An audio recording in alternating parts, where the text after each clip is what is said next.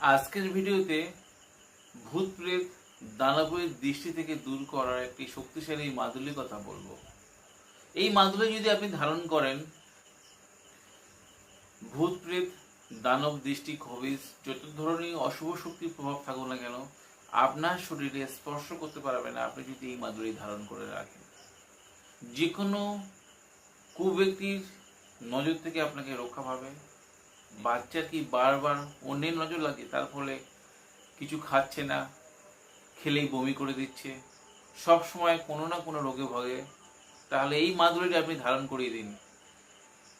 এই প্রয়োগটি আপনি যদি শিখে রাখেন, যে কোনো কাউকে আপনি সাহায্য করতে পারবেন এবং নিজেও আপনি করে পড়তে পারেন।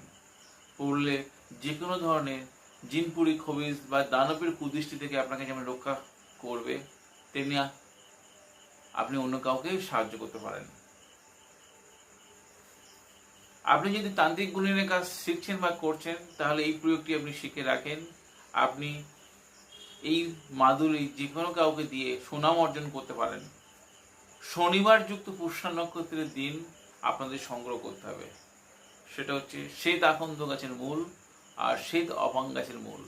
এই দুটো মূল জাগ্রত করে শনিবার যুক্ত পুষ্যা নক্ষত্রের দিন সংগ্রহ করবেন।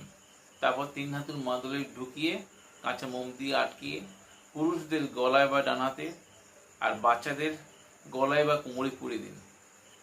আপনি এই মাদুলি সেই বাচ্চাকে পরিয়ে দিন, দেখবে সেই কুনজর থেকে রেহাই পাবে। আপনি এই মাদুলি করে আপনার পরিবারকে কাউকে পরিয়ে দিন, দেখবেন সে এই অশুভ শক্তির হাত থেকে বাঁচবে।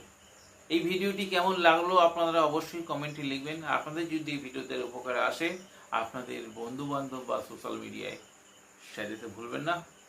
আজ বন্ধুরা এই পর্যন্ত, দেখা আগামী পর্বে। ততক্ষণ সবাই সুস্থ থাকুন, ভালো থাকুন। জয় মা তারা, জয় মা কামাখ্যা, জয় গুরু বামদেব। নমস্কার বন্ধুরা।